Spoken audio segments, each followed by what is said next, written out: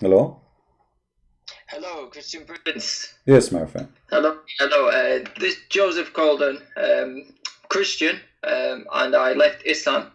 I converted to Islam. I have a YouTube channel. Finally got to speak to you. I've watched some of your content for a long time, and thank you to your work and others like David Wood. I did the research for myself. What you say in the Hadith, although you have an advantage, you speak full Arabic to me than me. It was absolutely fantastic, and I left Islam. I embraced the Lord Jesus Christ, and I pray that other Muslims listen to what you would say and absolutely believe it as well, and look it up in their own books. I owned the Hadith as well, so I just wanted to give you a quick call and encourage you and say God bless you for what you do. Thank you. Tell me a little bit as long now Muslims calling. I mean, why you decide to leave Islam? What happened? So, I think it was many things. I started to realize that when I was in the masjid and conversations after the khutbah or whatever it was that day were happening about Muhammad, they would read from a series of hadith. And I found these hadith very disturbing because I had converted to Islam. I had not grown up in the religion. And I found that often when Muhammad is portrayed in many of the hadiths, I found that I wouldn't do half of the stuff that he did myself. The marriage to Aisha was disturbing, but by no means was that the most disturbing thing. Some of the gross things as well, like Aisha washing stains off Muhammad's clothes, and just some of the weird stuff. I started to think, wow, the violence in Islam, and how at the time this is just I converted 14 years ago, say, before the Islamic State and the Levant and all of that rose up. How old you were when you converted to Islam? 18. I was 18. 18. That's what happened. They target young ones. They fool them. Yeah. But can you start from the beginning, as long we don't have any Abdul to challenge us? Can you tell me how they converted you to Islam? Yeah. So I had met someone I worked with who was a surgeon, and I worked in the tools and instruments that provided instruments for surgery. And began a friendship, and he had started to talk about Muhammad, and I'd been to university, and I knew a tiny bit about Islam, but not that much. And he had told me how Muhammad was foretold in the Bible, and he would give me verses like Deuteronomy 18, the very Zakir Naik type argument. But at the time, it was, I didn't know my Bible extremely well, so it was enough to start to get me to think about it. He invited me to the mosque, and he really ramped up the efforts, him and other Muslims at the time. And I was looking for something in my life. You've got to understand, people who convert to Islam are looking for something in all the wrong places. I had an extremely bad relationship. I hated women in effect, and I saw that in Islam the brothers would say in the masjid, "Oh, in Islam we can have 4 wives," and that's not why I converted, but it was definitely this what's the word, the overriding factor that in Islam men are dominant and women are meek and mild, and they serve men. It was kind of, I was lulled into it, and I really fell for it, to see that Islam had this pure book in Arabic that had never been tampered with, never been changed. It was a whole host of stories and things that they did that got me thinking, wow, everyone's a brother, everyone's an Aki. You're a brother in the deen together. You stand in line together and pray. There's no king. The king has to stand in line. It's sold as a package, and I really liked that at the time, being 18 years old and thinking probably with the different parts of myself. And Muhammad sounded great. Muhammad sounded like a mercy to mankind. How You he know, sounded like this? How he sounded like this for you? they used to give hadith like Hmm. how Muhammad would feed water to a dog, and even though he's afraid of dogs, or But Muhammad, he ordered to kill the the type of dogs. hadith. Guys, imagine, Muhammad, he said, if a woman, she gave water to the dog, she'll go to heaven. But he is the one who ordered to kill the dogs. Yeah, very, yeah. You know the type of hadith that they give to make Muhammad seem almost like an angel. Mhm. You know, they really change who he is as a person. And what I've grown to believe is that actually they believe it. They believe it, and they make others believe it as well. They don't read Muhammad from what's in the pages of their own books. So I went and I met a Muslim girl, and we were very, very quickly put together to cement her. She was another convert, and I'm English, so she's another English convert. So they put us together thinking that we're going to have white Muslim children. You know, they have this dream in the UK at least that they're going to convert everyone to Al-Islam. They're going to convert everyone, and eventually Sharia will be the dominant force, the dominant political force in the country. And they start with winning people's minds and getting them in the faith. That girl now, she wears a niqab. Her mother speaks to me, but she doesn't speak to her own daughter because her daughter nearly joined ISIS. You know, I know people who I would speak to back in the day before ISIS was a big thing, that have gone to fight for the regime. You know, so you tell me, is Islam peaceful? Well, why is it that everything, quite early on, your salvation is based entirely, the best salvation you can get is to die as a jihad. That's the only way that your sins will be taken care of. You know, is martyrdom. I think I became disillusioned, you know, after so many years, to try and find this Muhammad that just did not exist. He's just not there. You want Muhammad to be like Jesus, and that's what Muslims think. He is like Jesus, but he's absolutely not a speck on his sandal.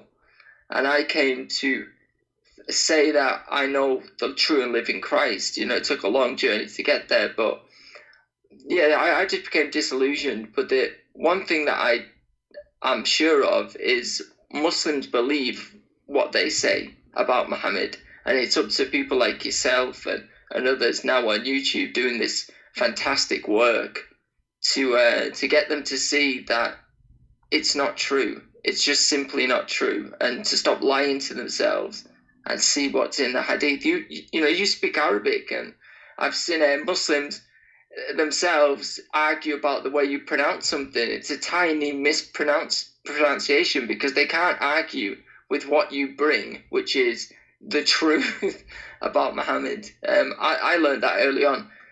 I used to read the hadith, and my wife is a born Muslim. We had an Islamic marriage.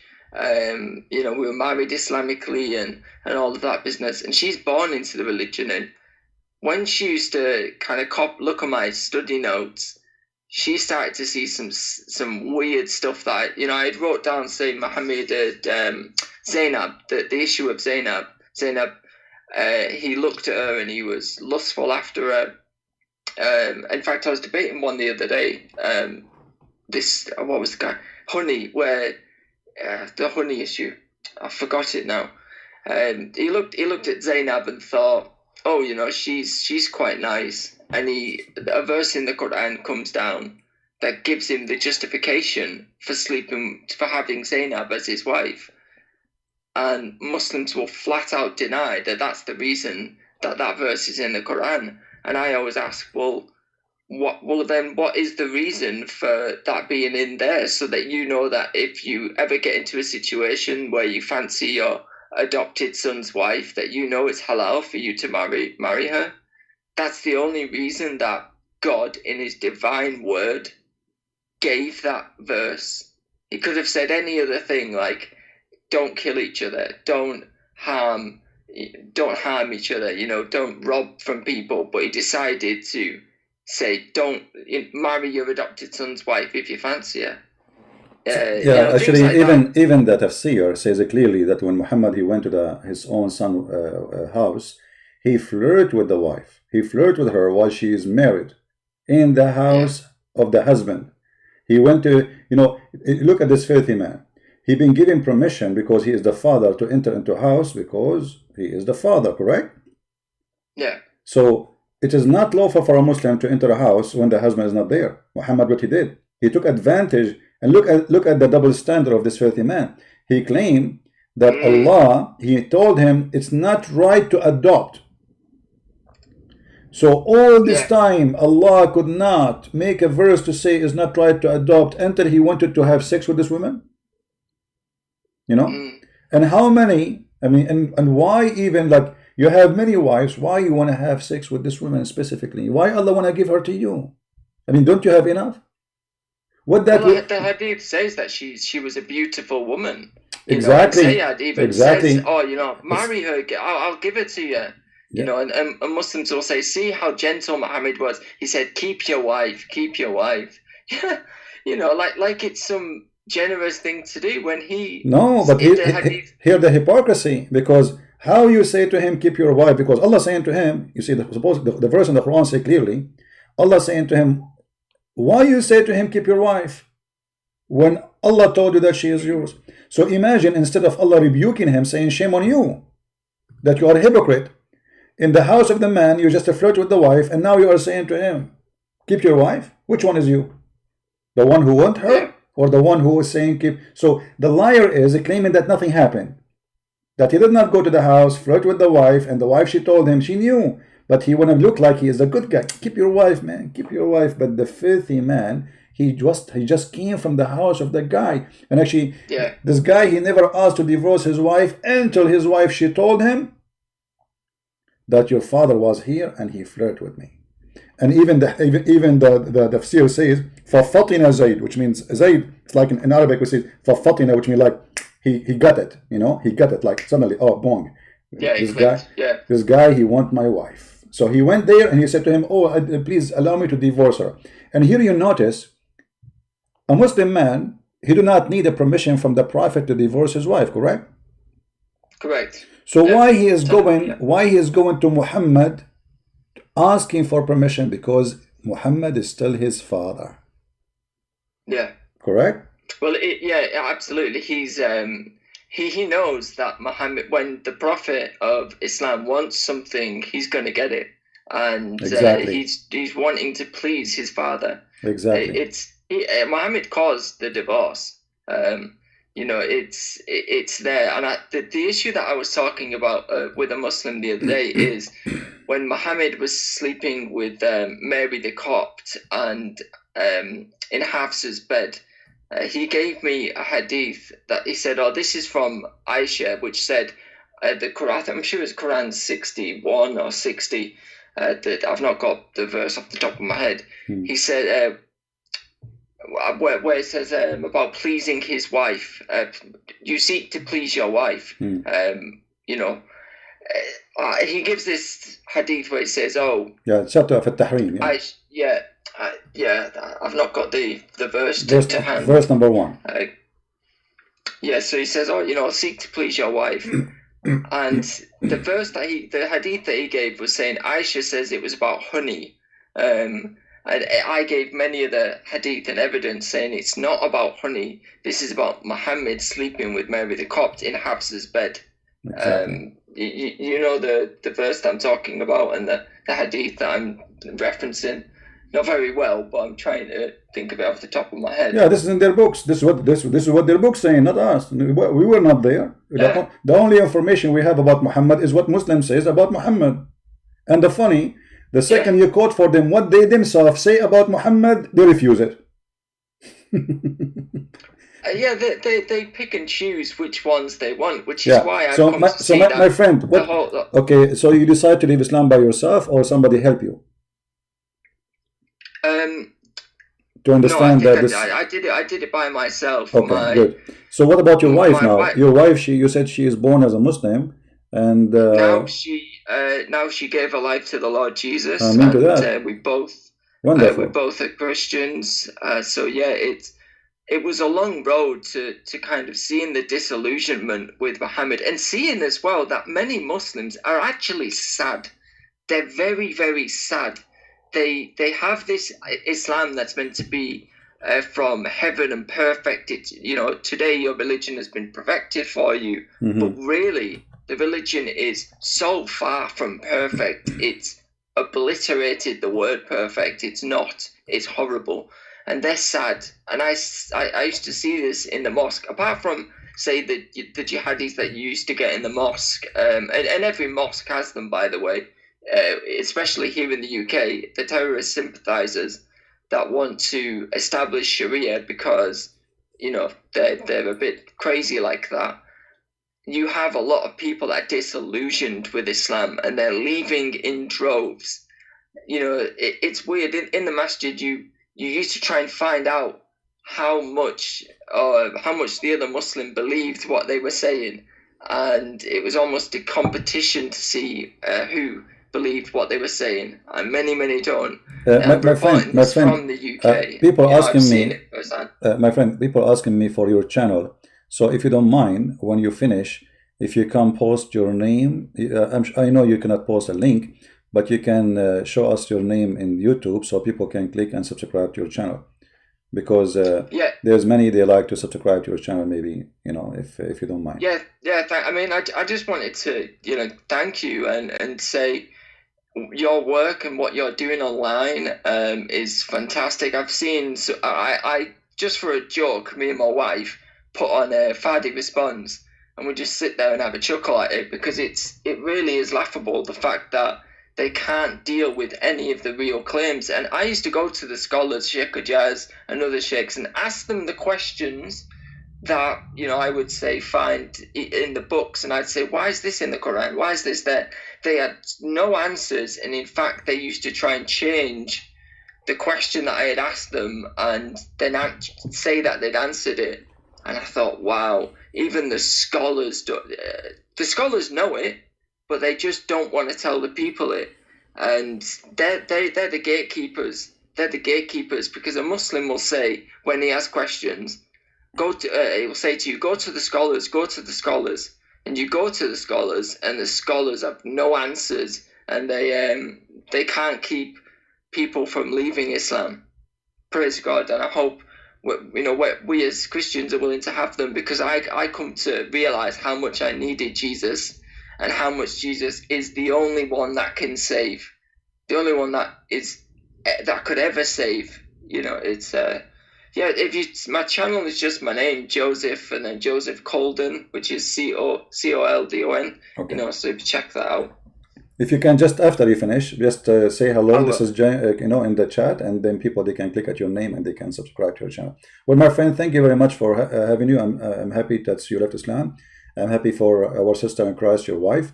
I pray that the Lord will bless you and bless your family and protect you. And sometime the devil, he think he hunted one of our kids, but our kid, he went there, and now he's hunting the devil. And not only that, he is saving from the house of the devil many, as would happen to your wife.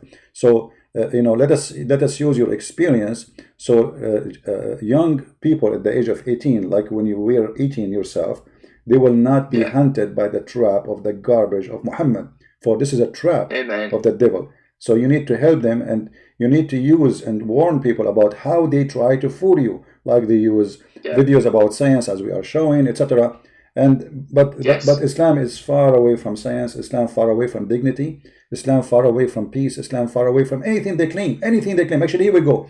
My Skype is open. They use the science argument. I'll leave with the fact that they used to give me the books. I've kept every single one of them in my cupboard. I've got all of the books that I was given over the years. I've bought, just so that I can pull them out and say to people, this is what their books say, this is what they've tried to use, and this is how false it is. And how when they say science, the sperm is between this and or the world was round and things like that. It's garbage. It is absolute garbage. It's a fraud The of a fact religion. the Quran says And, clearly the earth yeah. is flat. The earth is flat, and Muhammad, he made it clear that the sperm stay alive for 40 nights, 40 days, and I can show it right now. You know, we don't make things up.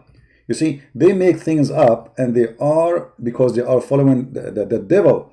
We don't. Yeah. Here we go. It's in front of us.